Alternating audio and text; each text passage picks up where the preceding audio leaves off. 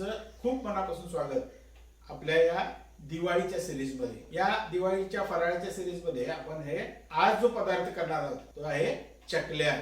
खमंग, खुसखुशीत आणि काटेदार चकल्या। चकल्या करताना अनेक वेळा त्याची भाजणी कशी करायची कळत नाही, त्याच्या भाजणीचं प्रमाण काय घ्यायचं ते लक्षात येत नाही। आज मी तुम्हाला हे सगळं प्रमाण व्यवस्थित सांगणार आहे। चकल्या तळताना कोणती काळजी घ्यायची ते सांगणार आहे। त्याच्याशिवाय आपल्या चकल्या खमंग आणि खुसखुशीत होण्यासाठी कोणत्या गोष्टी करायच्या हेही सांगणार आहे। या सगळ्या गोष्टी किंवा या सगळ्या टिप्स आणि ट्रिक्स ज्या मी तुम्हाला सांगणार आहे त्या सगळ्या व्हिडिओ जर तुम्ही व्यवस्थित बघितला न स्किप करता तर या सगळ्या गोष्टी तुमच्या व्यवस्थित लक्षात येतील आणि तुम्ही नक्कीच या चकल्या करण्यामध्ये एक्सपर्ट होणार आहात। ही रेसिपी करून बघा, तुम्हाला नक्की आवडेल। आवडली तर रेसिपीला लाईक करायचं आहे, आपल्या सगळ्या मित्रमैत्रिणींना ही रेसिपी शेअर करायची आहे। चला तर मग बघूया ही आजची आपली खमंग, खुसखुशीत आणि काटेदार चकल्यांची रेसिपी। त्या रीतीनं आपण हे तांदूळ धुवून वाळत घातलेले आहेत, हे सावलीत वाळवून घ्यायचे आहेत आपल्याला।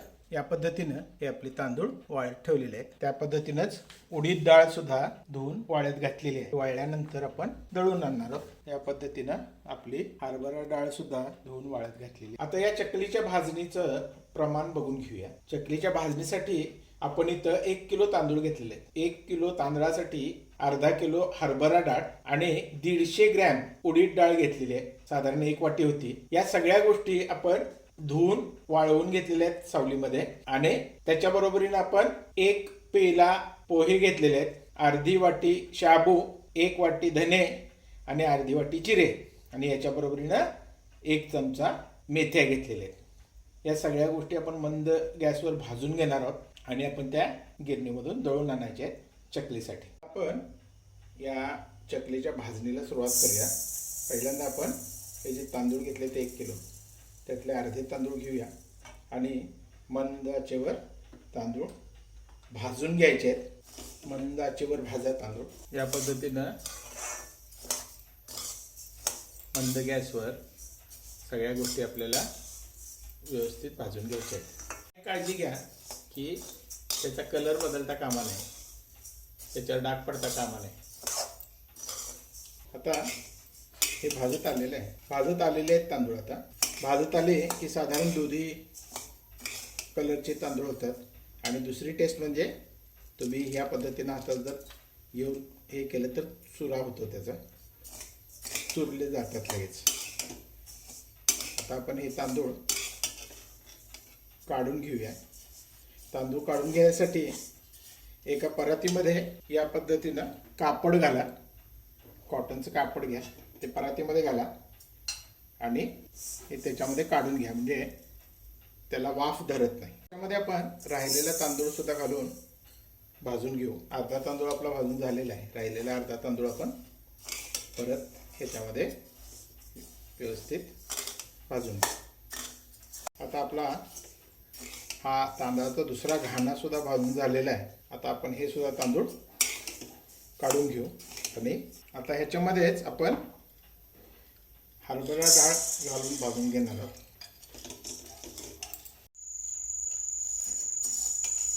आता आपली डाळ भाजून झालेली आहे।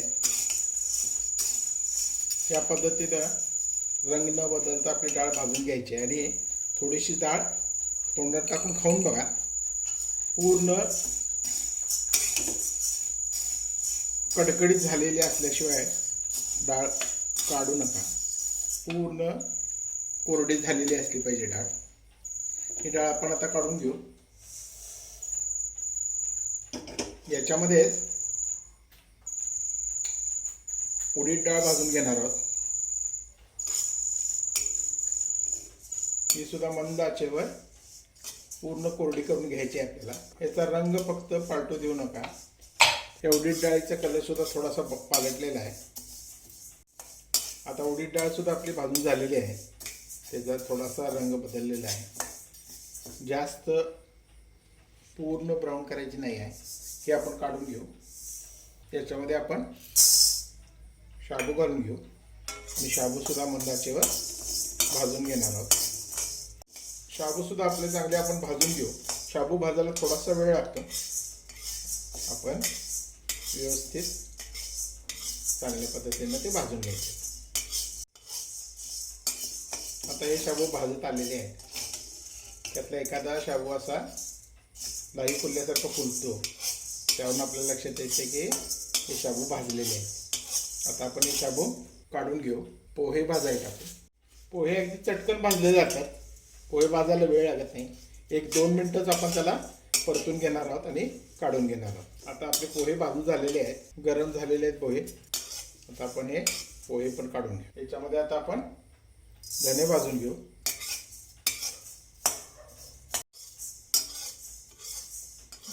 धने आता आपले भाजून झालेले आहेत. धने सुद्धा आपण काढून घेऊ. त्याच्यामध्ये आपण आता जिरे भाजून घेणार आहोत. आपले जिरे आता भाजून झालेले आहेत. आता आपण गॅस बंद करून घेऊ आणि हे जिरे काढून घेऊ. आणि हे आपली कढई गरम आहे तेवढ्या उष्णतेवरच आपण मेथी भाजून घेणार आहोत. मेथी फक्त 1 मिनिटभर परतून घेतली की भाजली जाते. मेथ्या भाजायला जास्त वेळ लागत नाही. मेथी आपण काढून घेऊ.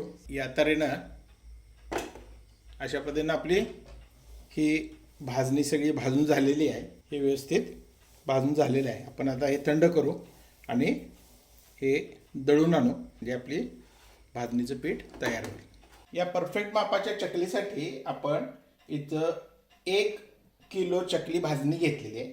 वजनाने 1 किलो घेतलेली आहे. त्याच्यानंतर पाव कप तीळ घेतलेले आहेत, पांढरे तीळ. 1 टेबलस्पून ओवा घेतलेला आहे. 4 टीस्पून लाल तिखट पूड घेतलेली आहे. चवीनुसार मीठ आणि पाव कप तेल घेतलेलं आहे आणि थोडासा हिंग.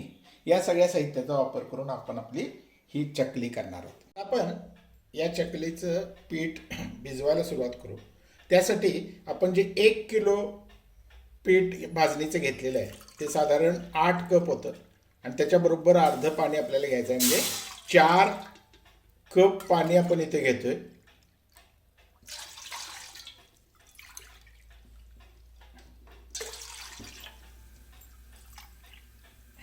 इथं 4 कप पाणी घेतोय. या पाण्यामध्ये हे पाणी जरा उकळू दे. पाणी गरम झालेलं आहे. आता त्याच्यामध्ये आपण हे सगळे साहित्य घालून घेऊ. त्याच्यामध्ये पहिल्यांदा आपण तिखट पूड घेतलेली आहे 4 चमचे. त्याच्यानंतर पाव कप तीळ घ्यायचे आहेत. 1 चमचा ओवा घ्यायचा आहे. 1 चमचाच हिंग घ्यायचा आहे. 1 लहान चमचा आहे हा. त्याच्यानंतर चवीनुसार मीठ घालायचं आहे. या सगळ्या गोष्टी घालून त्याच्यामध्ये हे थोडं उकळू देऊ दे. त्याला चांगली उकळी आली हे चांगलं उकळून घ्यायचं आहे पाणी. पाणी आपलं उकळायला लागलेलं आहे. आता त्याच्यामध्ये अर्धा कप तेल घालून घेणार आहोत. हे चांगलं मिसळून घ्या. पाणी चांगलं उकळू दे. चांगलं उकळायला लागलेलं आहे. आपण गॅस बंद करून घेऊ आणि त्याच्यामध्ये आपण हे भाजणीचं पीठ जे घेतलं होतं ते सगळं घालून घेणार आहोत. आणि हे भाजणीचं पीठ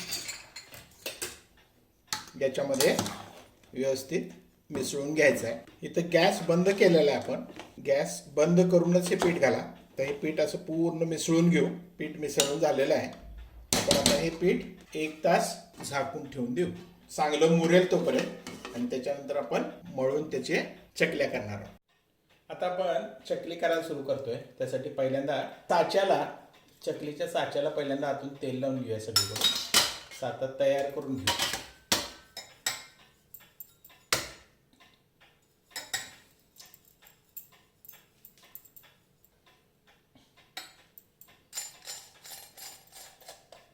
साच्याला आता तेल लावून झालेलं आहे आपलं. आता आपण लागेल तेवढं पीठ गार पाणी घेऊन आपण मळून घेणार आहोत. पीठ मळताना जास्त घट्ट पीठ मळायचं नाही आहे. जास्त घट्ट नाही, जास्त सैलसर नाही, असं मध्यम पीठ मळून घ्यायचं आहे.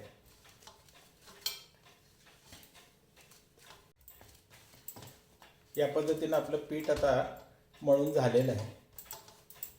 तेव्हा या पद्धतीनं जास्त घट्ट नाही, जास्त पातळ नाही, असं पीठ आपण मळून घ्यायचं आहे आणि साच्यामध्ये घालून आपण त्याच्या चकल्या गाळून घेणार. या पद्धतीनं पीठ सगळं साच्यात भरून गरम तेलात आपण चकल्या तळून घेणार. पद्धतीनं हव्या त्या आकाराच्या चकल्या काढून घेणार आहोत. बटर पेपर आपण घेतलेला आहे त्या चकल्या गाळ्यासाठी. तो बघितलं तर त्या चकलीला व्यवस्थित काटे आलेले आहेत या पद्धतीनं. अशा तऱ्हेने या चकल्या आपल्या सगळ्या व्यवस्थित हव्या त्या आकारामध्ये आपल्याला गाळून घ्यायच्या आहेत. आपलं तेल गरम करायला ठेवलेलं आहे. गरम तेलामध्ये आपण या चकल्या तळून घेणार आहोत. एकदम गरम तेलामध्ये चकल्या तळायला लागतात. एकदम हाय फ्लेमवर तेल चांगलं गरम करून घ्या आणि गरम तेलामध्येच त्या चकल्या व्यवस्थित सोडून तळून घ्या. चकल्या सोडल्यानंतर मोठ्या प्रमाणात त्यामध्ये बुडबुडी यायला लागतात. जोपर्यंत बुडबुडी शांत होत नाहीत तोपर्यंत चकली पलटी टाकायची नाही. थोडं बुडबुडी शांत झाले, कमी झाले की मग आपण चकल्या पलटी टाकून दोन्ही बाजूनं व्यवस्थित सोनेरी रंगावर तळून घ्यायचे. आता तेल शांत झालेलं आहे, बुडबुडे कमी झालेले आहेत. आपण त्या चकल्या सगळ्या उलट्या टाकून घेऊ आणि दोन्ही बाजूनं व्यवस्थित तळून घेऊ. तुम्ही बघितलं तर काटे सुद्धा अगदी छान आलेले आहेत त्याला. आता बुडबुडे सगळे एकदम शांत झालेले आहेत. त्या चकल्या आपण आता व्यवस्थित काढून घेऊ. तुम्ही बघितलं तर त्याला छान काटे आलेले आहेत. त्या चकल्या अतिशय खुसखुशीत आणि सुंदर चवीला लागतात. ही जी चकलीची भाजणीचं प्रमाण आहे ते एकदम परफेक्ट प्रमाण आहे. त्या प्रमाणाने जर तुम्ही चकल्या केल्यात तर तुम्ही दरवेळी याच प्रमाणाचा वापर करून चकल्या करा. त्या पद्धतीने आपल्या सगळ्या चकल्या ज्या आहेत त्या आपण तळून घेऊ. त्या आपल्या चकल्या व्यवस्थित झालेल्या आहेत करून. तुम्ही जर तोडलं तर कटकट आवाज येतो. कुरकुरीत आपल्या चकल्या झालेल्या आहेत. अशा तऱ्हेनं ही आपली खमंग खुसखुशीत काटेदार चकली तयार झालेली आहे. ही तुम्ही करून बघा, तुम्हाला नक्की आवडेल. आवडले तर याला एक लाईक द्यायचा आहे. आपल्या सर्व मित्रमंडळींना ही रेसिपी शेअर करायची आहे. आणि आमच्या चॅनलवर नवीन असाल किंवा बघताय पण अजून सबस्क्राईब केलं नसेल तर आमच्या चॅनलला सबस्क्राईब करायचं आहे. ही रेसिपी शेवटपर्यंत बघितल्याबद्दल सर्वांचे धन्यवाद.